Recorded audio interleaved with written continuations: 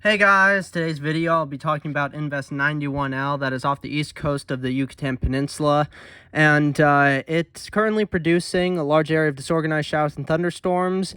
And despite those strong upper-level winds, gradual development is forecast, and the system is likely to become a tropical depression while it moves slowly northeastward over the northwestern Caribbean Sea and southeastern Gulf of Mexico during the next day or two. And regardless of development, locally heavy rainfall is likely across portions of the Yucatan Peninsula during the next day or so, spreading across western Cuba, South Florida, and the Florida Keys on Friday and Saturday. Interests in the Yucatan Peninsula, western Cuba, and Florida Keys and the Florida Peninsula should monitor the progress of the system, and it has a high 70 to 80% chance of development within the next 2 to 5 days, respectively.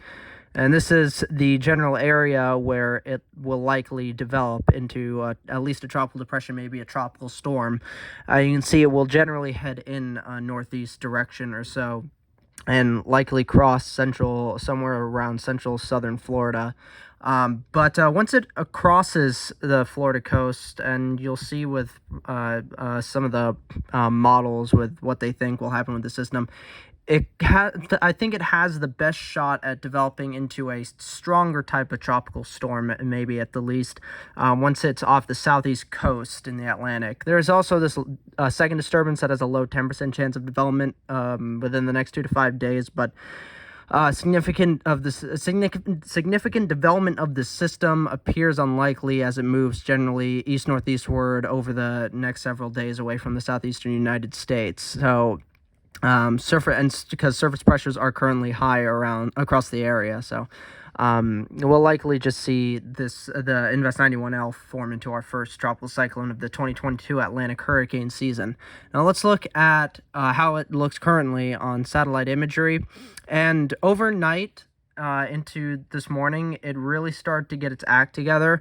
But you can see it generally has a good area of showers and thunderstorms blowing up around the center and to the east of the center. So it's really definitely trying to consolidate itself, but it's still generally disorganized, and the low-level center and middle-level center are still fairly displaced. So we still have to wait a little bit, it seems, for it to get organized enough to become a tropical depression, which will likely occur within the next day or two. I expect probably around into maybe Friday morning or so, we'll likely see it become a tropical depression, perhaps.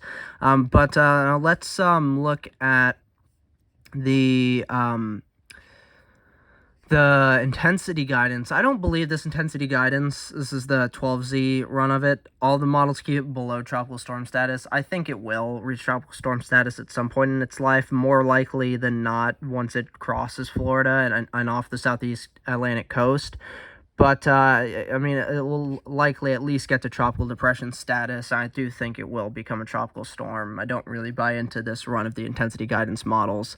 Let's look at some of the forecast models. We'll start with the GFS model, and then I'll show you the European and Canadian models. Let me see if HWRF... No, they don't have. Hurricane models don't have it yet, but we'll show you the GFS, Euro, and Canadian models. GFS model first up, and you can see here's the system.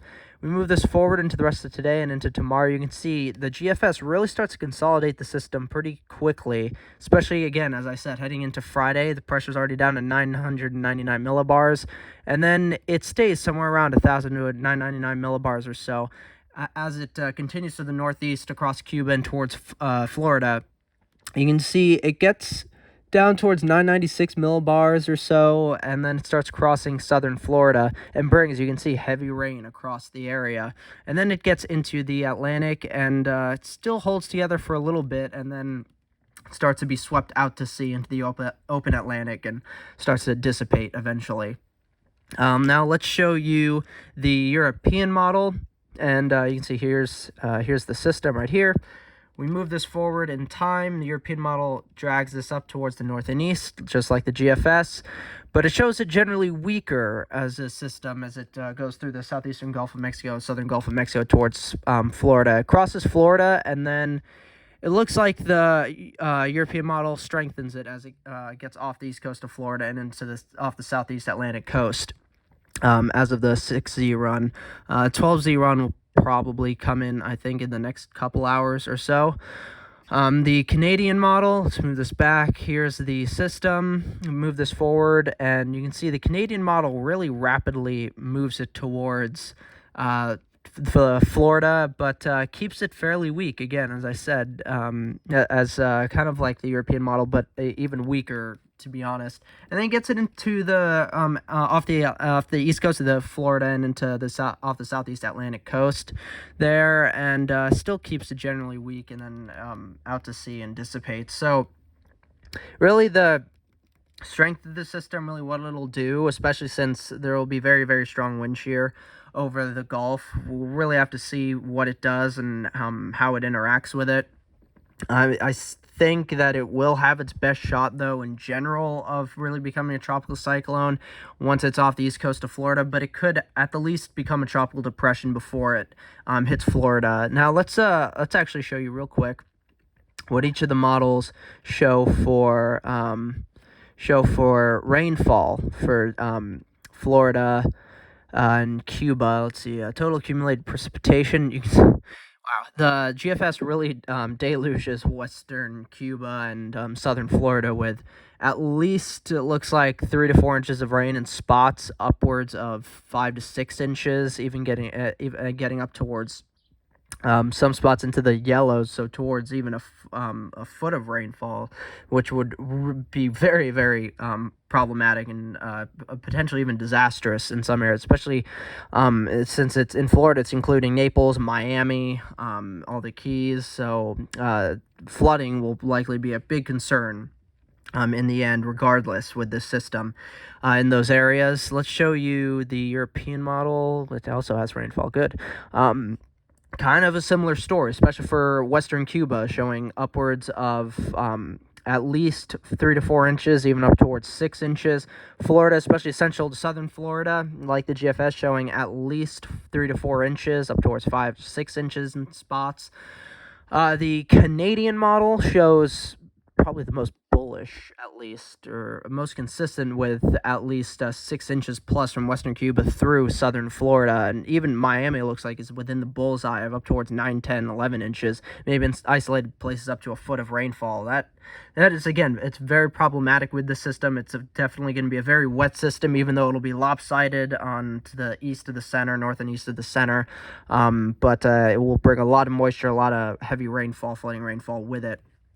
So we will see what the National Hurricane Center does as we head through the rest of today into tomorrow. But I think chances will, again, continue to go up for tropical cyclone formation for the system, again, over the next couple of days. We'll probably see it starting to get really more where they're like, yeah, this will likely become a tropical depression very soon once we get into, I'm going to say, especially tomorrow afternoon, evening. And then I think once we get into Friday, especially probably early Friday morning, I think they probably will classify it as a tropical depression, but we'll see, and we'll really have to see how quickly it can get its low-level center and middle-level center together and consolidated together, and how quick it will be able to do that. So we shall see. I'll keep you guys updated on this over the rest of the week and into the weekend, and however long it lasts, and yeah. Hopefully you guys enjoyed this video. Really hope you did. If you did, like the video down below. Comment down below what you guys think this system will do over the next couple of days. When do you guys think the National Hurricane Center will classify it as at least a tropical depression? And even, do you think it will become a named storm eventually? And when do you think that could occur? Let's have a nice lively discussion about that down there in the comments section. Subscribe to my channel if you haven't already for more content like this throughout the hurricane season. Today's the first official day of the hurricane season, so we're into it. We're starting it today, and it looks like we're starting off with likely our first tropical cyclone of the season, potentially our first named system as well.